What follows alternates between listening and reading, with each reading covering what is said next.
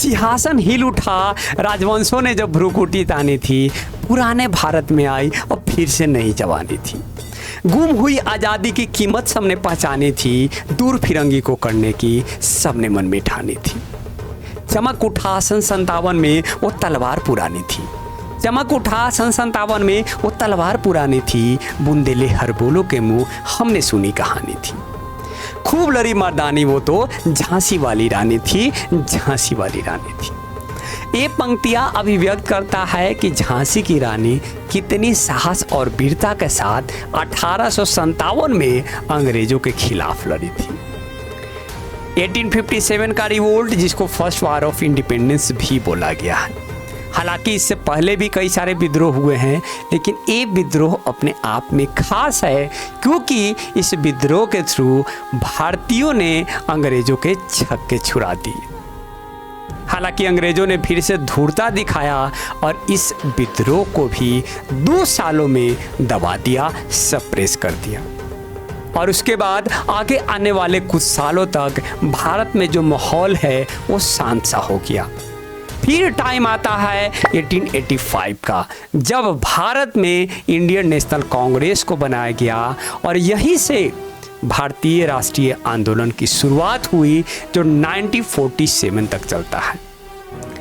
Because on 15 अगस्त 1947 we have got the independence.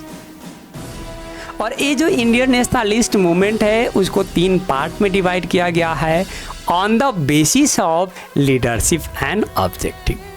जो first phase है 1885 से 1905 के बीच है, जिसे मॉडरेट फेस बोला गया है।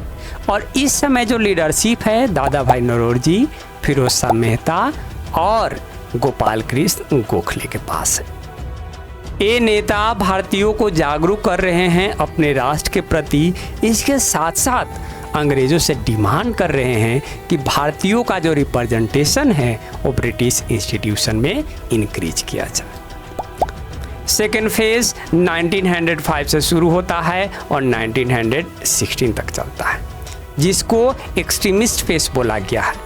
और इस समय जो लीडरशिप है लाला लाजपत राय, बिपिन चंद्र पाल और बाल गंगाधर तिलक के पास है। इन तीनों नेताओं को साथ में लाल बाल पाल भी बोला जाता है। और इनका जो ऑब्जेक्टिव है, इनका ऑब्जेक्टिव स्वराज है, सेल्फ रूल है। वो कहते हैं अंग्रेजों से कि भारतीय इस काबिल हैं कि वो अपने देश पर शासन कर सकते हैं, हमको स्वराज दे दीजिए। फिर लास्ट फेज की अगर बात कर लिया जाए तो 1916 से शुरू होता है और 1947 तक चलता है। इस फेज को गांधीयन एरा बोला गया है क्योंकि जनवरी 1915 में गांधी जी साउथ अफ्रीका से इंडिया आ जाते हैं और गांधी जी का जो इन्फ्लुएंस है इंडियन नेशनलिस्ट मूवमेंट में बढ़ने लगता है। ये कारण है कि इस एरा को गांधीयन एरा बोला गया। और गांधी जी के द्वारा इस समय 3 बड़े आंदोलन चलाए जाते हैं।